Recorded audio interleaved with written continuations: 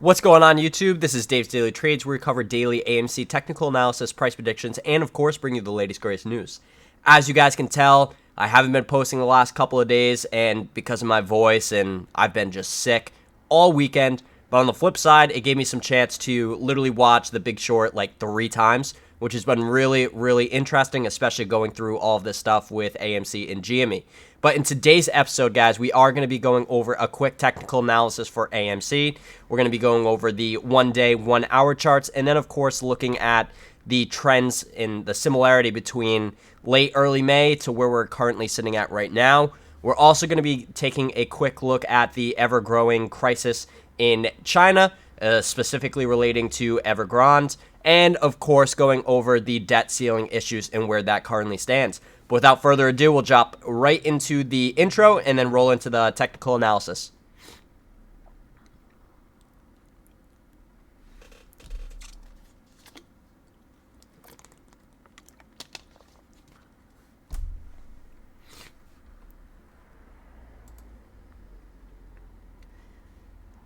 And we're back. All right, guys, we're going to just start off on the 1-hour chart over here for AMC and really just give you a quick update of where we currently stand. So as of Friday, we did have a little bit of brief consolidation over this 61.8% Fibonacci retracement scale at $38.09. But really towards the end of the day, shorts were in full action and brought this price down closer to this trend line right here, which, guys, is totally fine. You know, I would have loved to see us stay in this range, but when we take a look at the late May chart, it'll all make sense as to why we're having these pullbacks. But what I'm personally really focusing on is this upward trend line right here. Of course, on September 30th, we had that recent low of $33.73, which really started our ascending trend line that we're seeing here. And as you can see, once we get close to this trend line right here in these blue boxes, we do tend to consolidate for a little bit and then have that short pop higher into the next Fibonacci retracement scale. So currently, we do still have a little bit of room to go on this trend line right here. I would love to see a brief touch consolidation of this area right at 36.92. Right in that range, and then we pop back up into this 61.8% retracement at $38.09, and then start this trend higher and higher. But really, the first step of what we need to accomplish is holding this line right here at $38.09. Now, why is that important? We're going to take a quick look at where we used to be back in May. So currently, what I have lined up over here is the low on May 6th. I mean, sorry, not May 6th. May 6th, geez. I'm a little out of it today, guys, so please bear with me. We do have this ascending trend line, very similar to what we're seeing right now. And it took just about 3 pops to start to get over that 50% retracement on the Fibonacci. And that's really what started our very massive moves up to all-time highs. So currently, we do have that one bounce here. Looking for the second bounce to come either late Monday or early on Tuesday for next week. And then we'll start and continue back into the 61.8%, which we did just discuss. Now, guys, really the biggest thing is this slow and steady grind up. And as you can see, these candles are nothing but perfect here. And that is really the start of our volatile movements higher, where we have this very gnarly price action and almost zigzag pattern. And then once we break out of that 50% range, that's when we really start to run back into all-time highs. So that's what I'm going to be keeping an eye on for the next couple of days. We're going to, of course, update you guys every single day until this plays out. But, of course, the biggest thing is be patient because this is going to take time.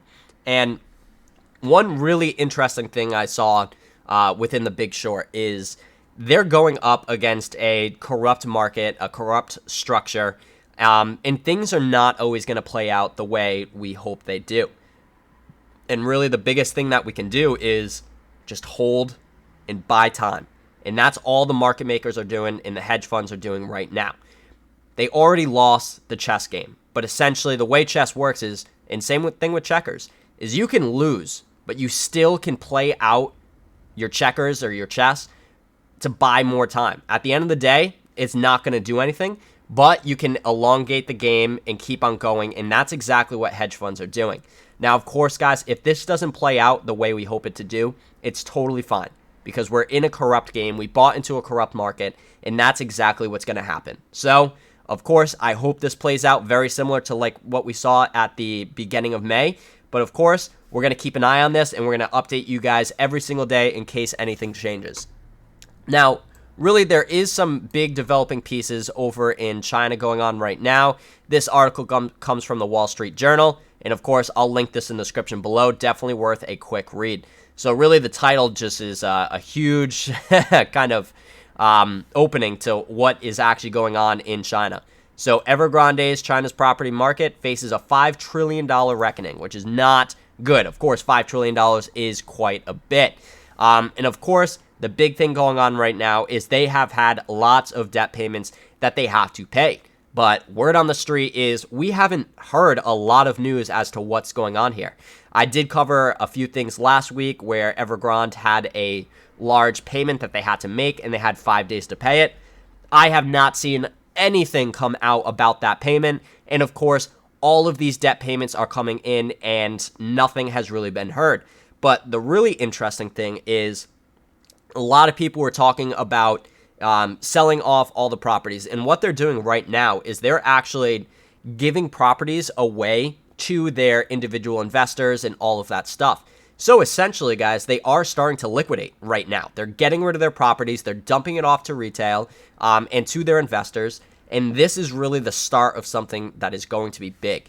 Now, of course, we're talking $5 trillion here, guys. That's no joke. That is a very high stake payment, which really could have ripple effects throughout the entire global economy. So this is something that we are going to keep an eye on. And kind of previously, looking back to 2008, for the banks to default in the investment firms, it really took time, guys. This was out for months and months and months. And finally, after those months kind of passed, big things started happening. So we're going to really just keep an eye on this, see how this plays out, and just update you guys throughout the path. Now, the last thing I do want to cover is the debt ceiling. So, of course, if you guys don't know, Democrats and Republicans finally came together and came to a conclusion of let's push this and quote-unquote kick the can down the road until early December. So they passed, I believe it was like $480 billion to really get this all the way to early December. Now, of course, guys, this does not mean anything. This is just simply, like I said before, a can kicking of this problem. And the biggest thing is Republicans are not happy. They really do not want to pass this. And I believe it was McConnell that came out and said something like, this is the last time we're going to help you. Come December, you have to figure this out yourself. And for those of you who don't know, the quote-unquote debt ceiling, this is pretty much the credit card for the United States. The credit card has a limit of how much you can spend. If you go over that, you're going to default. Simple as that. And of course, they raised it with the extra $480 billion. But as we all know, guys, they have been burning through cash like freaking crazy. So this only kicks the can down a couple of months until they have to figure something else out. Now, of course, do we think they're going to can kick it again? They quite could. But I highly doubt it because Republicans are coming out saying this is the last time we're helping you. For the next time in December, you really have to figure this out yourself. So I do urge you to read through this article, watch this video right here. This is actually really interesting. One really interesting quote from this, I forget exactly the Republican who was saying it, but kind of stuck with me, where the founders of the United States were geniuses, but the people running the government right now are a bunch of idiots. Now, that's not word for word. That's just a quick verbatim right there. But I really thought that was interesting, and I think they kind of know exactly what's going to happen. And if this doesn't get passed, it would be a catastrophic event, says Yellen. So this is really big. Of course, they only have a couple of months left, but with Evergrande, with the debt ceiling, and with all the other financial issues going on in the markets, it really is looking like something really big is about to happen. And of course, that is going to be really good for our favorite AMC stock and, of course, GME. But guys, with that said, I hope you enjoyed the video. Be sure to hit that like button and subscribe for more content. Peace.